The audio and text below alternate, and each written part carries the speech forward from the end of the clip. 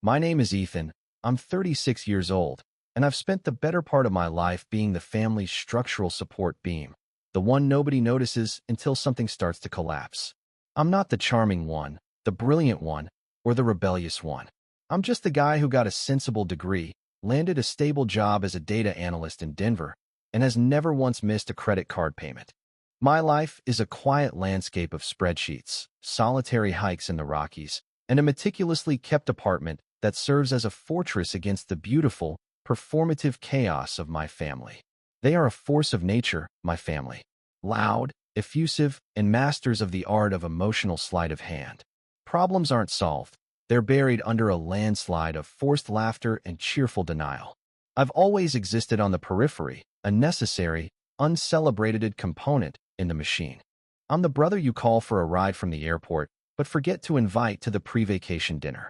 I'm the son who co-signs a loan without a second thought, but never gets asked to be in the foreground of the family Christmas photo.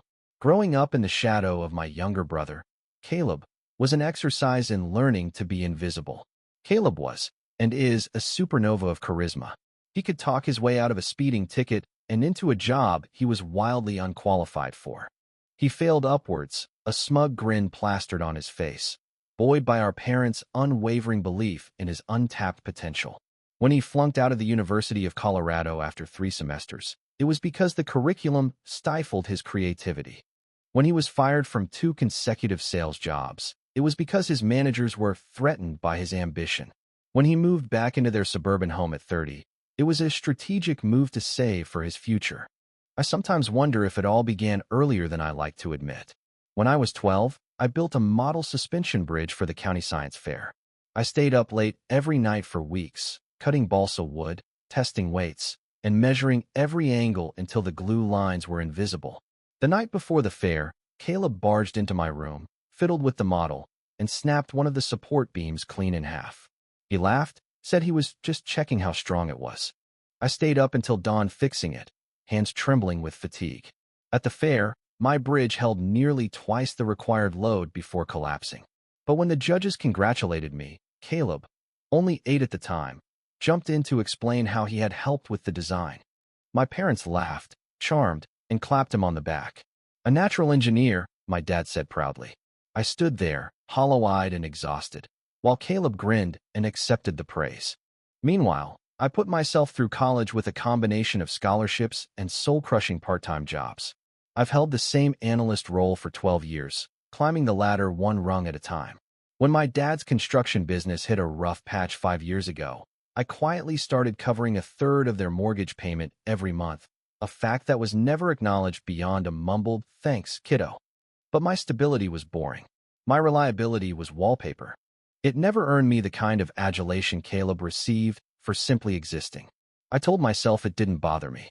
I built a life on the foundation of my own competence and let their drama play out at a safe distance.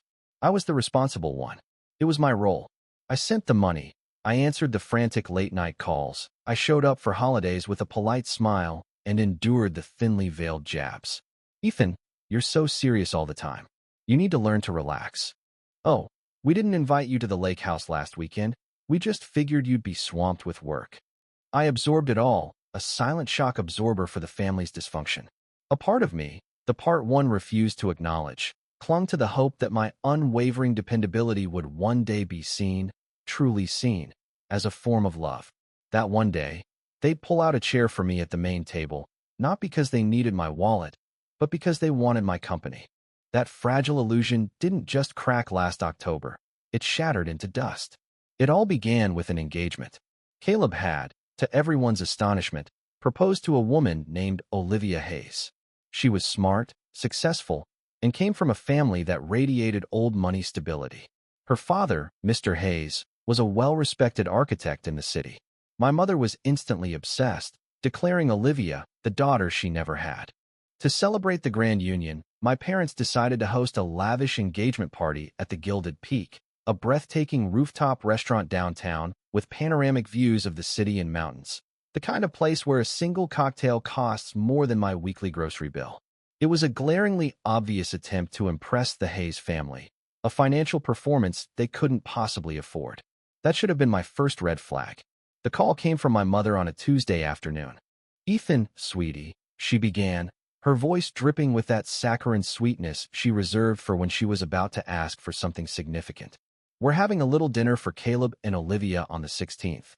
It's going to be so special, and we would just be thrilled if you could be there." "Of course, Mom. I wouldn't miss it," I said, my response as automatic as breathing. "Wonderful. And, honey, just one tiny favor," she continued, her voice dropping to a conspiratorial whisper. "The restaurant needs a credit card to hold the private room. We were hoping you could just put yours down to secure the reservation. We'll pay you back, of course." "We'll pay you back, of course." The most fictional 4 words in my family's vocabulary. I knew, with the certainty of a mathematical proof, that I would never see a dime of that money. But the familiar pull of obligation, of wanting to be the one who makes things possible, was too strong. "No problem, Mom," I said, the words tasting like ash. For a few seconds after hanging up, I just sat there staring at my phone. I thought about what it would feel like to say no, to let the silence stretch instead of filling it with my automatic yes. I pictured the disbelief in my mother's voice, Caleb's outrage, my father's quiet disapproval. A whole dinner table turning against me before the event had even begun.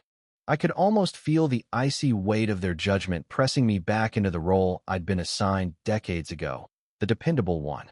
The thought of refusing was intoxicating and terrifying at the same time. But then, like muscle memory, the moment passed. Saying yes was easier. Safer. Safer to keep being the bridge everyone walked across, even if the toll was never paid. I booked the private terrace for 25 people and paid the $750 non-refundable deposit without flinching. It was for Caleb. It was for the family. And maybe, just maybe, this grand gesture would finally earn me a seat. The night of the dinner, I made an effort. A real one. I wore my best, a tailored charcoal suit, a crisp white shirt, and the silver cufflinks I'd been saving for years. I stopped at a high-end liquor store and bought a vintage bottle of Dom Perignon for the happy couple, nestled in a velvet-lined box. I even had a custom card printed with their initials embossed in gold foil.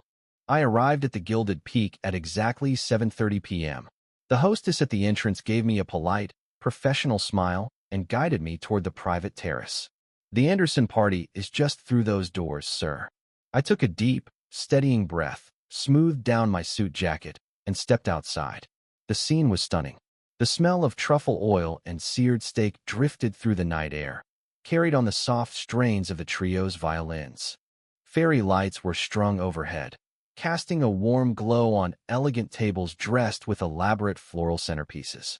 Olivia's family was easy to spot, the men in tailored navy blazers, the women in silk dresses that shimmered in the light. My suit suddenly felt stiff, self-conscious, like an imposter's costume. Caleb, of course, looked perfectly at home, laughing with a looseness I could never manufacture, his hand resting lightly on Olivia's shoulder as though she were already his wife. For a fleeting second, I imagined walking toward them, being greeted with genuine warmth, maybe even hearing Caleb introduce me with pride. "This is my brother, Ethan." The fantasy flickered bright and brief, and then it was gone, extinguished by the reality of his eyes raking over me, dismissing me, and pointing toward the trash can. And there they all were, my parents, beaming, Caleb, holding court with Olivia's father, Olivia herself, radiant, and a constellation of their friends and her extended family. Everyone was already sipping champagne, laughing as if they were in a commercial for the good life. I forced a smile and carried the expensive bottle of champagne like a passport, hoping it would buy me entry. I expected a wave, a nod, some acknowledgement of my arrival. Instead, Caleb turned, his eyes flicking over me with a dismissive air before landing on the bottle in my hand. "Oh, hey," he said, the greeting as casual as if I'd just passed him in a hallway. "Glad you could make it."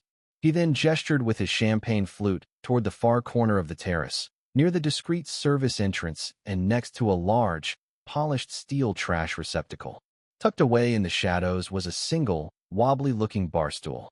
"Sorry, man," he said, his voice laced with a theatrical sort of pity that was far more insulting than outright malice. "These tables are for family and the wedding party, but we saved a spot for you right over there." I stood frozen, the heavy bottle suddenly feeling like an anchor in my hand. I blinked, certain this had to be one of his cruel, unfunny jokes. I looked to my mother for intervention, for some sign of maternal defense.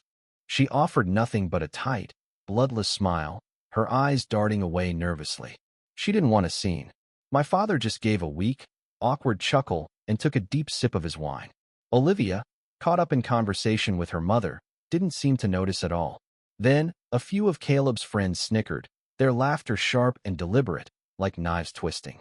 The sound hit me like a physical blow. A hot, prickling shame crawled up my neck. My throat felt thick with words I couldn't form. In that moment, I was 15 again, deliberately cropped out of a family portrait at a cousin's wedding because my rented tuxedo was slightly too big. Without a word, I walked over to the lonely bar stool, placed the unopened bottle of Dom Perignon on the floor beside it, and sat down. I didn't even take off my suit jacket. The minutes bled into hours, each one slower than the last. My seat wobbled slightly every time I shifted, as if mocking me for daring to think I belonged. I watched waiters glide past with trays of lobster risotto and lamb chops, their polished shoes clicking across the marble. Not once did anyone ask if I wanted to order. The Dom Perignon at my feet remained unopened, a glittering symbol of the celebration I had funded but was barred from. At one point, the young waiter returned with a sympathetic glance, slipping me a bread roll and another glass of water. He didn't say anything, but the look in his eyes said it all. You don't deserve this. His pity was almost worse than their cruelty. A waiter, sensing my isolation, approached cautiously. Are you with the Anderson party, sir? I managed a silent nod. He looked from me to the laughing, vibrant tables and back again, a flicker of confusion in his eyes. He clearly decided it wasn't his business, placed a glass of water in front of me, and retreated. For the next 2 hours, I sat there. I watched them toast to Caleb and Olivia's future. I watched them open lavish gifts, crystal vases, designer luggage, a ridiculously expensive espresso machine. I watched my brother stand and give a rambling, self-congratulatory speech about the importance of being surrounded by the people who truly matter. I watched my mother dab her eyes with a napkin when Olivia called her the best future mother-in-law a girl could ever ask for. No one looked in my direction. No one offered me a drink. No one asked if I wanted to order food. I was a ghost at a feast I was underwriting. Finally, dessert was served, a decadent multi-layered chocolate torte dusted with edible gold flakes. The sun had long since dipped below the horizon, and the city lights twinkled like a fallen constellation. It was then that I realized not a single person had made eye contact with me for at least an hour. My invisibility was complete. Then came the bill. I watched the restaurant manager approach their main table, holding a small leather folio. He paused, scanning the group, and then glanced down at the information on his tablet. My name. My card. I saw his eyes find me in my corner. He took a few hesitant steps in my direction. "Excuse me, sir," he said, his voice low and professional. "The total for the event is $4,150. Shall I go ahead and run the final amount on the card used for the deposit?" Every head at the main table swiveled in my direction. The music from the string trio seemed to fade into nothingness. Caleb raised a lazy eyebrow, a smirk playing on his lips. "Oh, yeah," he said, his voice carrying across the terrace. "Ethan's got it. It's his treat." The manager looked at me, waiting. And in that moment, something inside me, something that had been worn down and eroded by years of quiet slights and unrewarded sacrifices, finally snapped. A profound, almost unnatural calm washed over me. I smiled, not with joy, but with a slow, deliberate, razor-sharp calm. My voice, when I spoke, was perfectly steady and clear, just loud enough for everyone to hear. "That's not my table." Caleb's smirk faltered, then reassembled into a mocking grin. "Come on, man, don't be dramatic," he said, his voice pitched louder now, meant for the Hayes family's ears. "It's a joke. You can't seriously be upset about a seat." His laugh was brittle, and when no one joined in, the sound hung awkwardly in the air. Olivia shifted uncomfortably in her chair, her hand slipping from Caleb's arm. Her father's gaze sharpened, a silent blade cutting across the table. I could see Caleb scrambling behind his eyes, trying to recover the easy charm that had always saved him. But the mask was slipping. He tried again, this time angrier. "You've always been so uptight, Ethan. You twist everything into an insult. That's why no one wants." He cut himself off too late. The words hung there, poisonous, undeniable. And for once, the room wasn't laughing with him. They were staring at me. The silence that followed was so absolute, so heavy, it felt like the air itself had solidified. Caleb's jaw dropped, his smug mask slipping for the first time. My mother's brow furrowed in confusion, her well-practiced composure beginning to crack. My dad sat up straighter, looking like a startled animal. Mr. Hayes, Olivia's father, stared at me with a new, intense curiosity. The manager froze, the bill held in his hand like an unpinned grenade. Sir, he stammered. But you made the reservation. I did, I confirmed with a nod. And I paid the $750 deposit. But as I'm sure you can see, I am not part of this party. I am over here. I slowly stood up, picked up my jacket, and gestured toward the trash can, next to the garbage bin. As I was told, this event was for family only. You could hear a pin drop on the marble. For a terrifying, exhilarating second, nobody moved. Caleb looked as though he'd been slapped across the face. My mother's eyes, now wide with panic, darted between me and the bill, the gears in her mind furiously turning as she tried to calculate how this situation had slipped so catastrophically from her control. Ethan, wait, she hissed, her voice low and trembling with fury. What do you think you're doing? I shrugged, feeling a lightness I hadn't felt in years. Just following the seating chart, Mom. Caleb made it very clear that this table was for family. By his own definition, I'm not included. I turned my calm gaze to the manager. I didn't eat. I didn't have a drink. I wasn't made to feel welcome. Therefore, I will not be paying. Don't be ridiculous, Ethan. Caleb finally snapped, his smug facade crumbling to reveal the ugly petulance beneath. It was a joke, man. Lighten up. You always take everything so damn personally. The entire party was now a captive audience to our family's implosion. Even the musicians had put down their instruments. All eyes were on me, and for the first time in my life, I wasn't withering under their collective gaze. I was feeding on it. Yeah, I said, letting the word hang in the air. That's the core of the problem, isn't it, Caleb? You think cruelty is a joke, as long as you're the one telling it.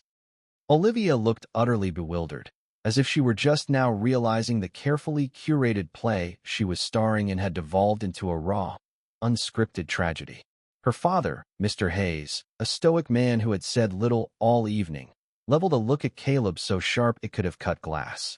You invited this man to your engagement dinner, he asked, his voice a low rumble of incredulity. And you sat him next to the trash? Caleb scoffed, turning to our mother for support. She drew herself up in her chair, her smile now a rigid grimace. Let's not blow this all out of proportion. Ethan is just being dramatic. He's always been overly sensitive. I almost laughed out loud. It was her signature line, the ultimate dismissal, the magic phrase used to invalidate any feeling I ever dared to express. He's just sensitive. He's just overreacting. It was the mantra of their denial. The manager cleared his throat, his discomfort palpable. I apologize for interrupting, but the restaurant does need to settle the bill before we can close out the private event. Silence descended again, thick and suffocating. I turned and began walking toward the exit. That's when my father's voice, weak but insistent, cut through the quiet. Ethan, come on. You've already paid for part of it. You might as well just finish it. That one sentence, you might as well, was the final straw. I stopped dead in my tracks and turned back to face them all. You're right, Dad. I began, my voice dangerously soft. I did pay the deposit. I also spent 3 hours on the phone calling different venues to find one with the perfect rooftop view that Caleb wanted. I specifically scheduled this on a Saturday night to work around his and Olivia's schedules. I approved the custom floral arrangements because Mom said silk flowers would look tacky in the photos. I paid the deposit without complaint, and I showed up tonight, on time and alone, wearing my best suit, ready to celebrate my brother. I took a step closer, my eyes locked on Caleb. And in return for all of that, I got a barstool by the service door and a public declaration that I am not family. I spread my hands. So now, you get to figure it out with your real family. Caleb's face blazed, blotchy red. He shot to his feet, puffing out his chest in a sad attempt at intimidation. You're making a scene. No. I corrected him, my voice like ice. I'm not making a scene. I'm drawing a boundary. And with that, I walked away. I didn't wait for the elevator. I took the stairs, my heart pounding with a wild mix of adrenaline and disbelief at what I had just done. The cool night air hit me as I stepped onto the street, a sharp, bracing slap that felt like freedom. I loosened my tie and kept walking, no destination in mind, knowing only that I was never, ever going back to that corner table. I thought that might be the end, but it was only the beginning of the reckoning. That night, the foundation of my family didn't just crack, it began to crumble. By morning, the Hayes family had questions my mother couldn't charm away. If you enjoyed this story of betrayal and boundary setting, make sure to hit like and subscribe for more powerful tales of karma and revenge.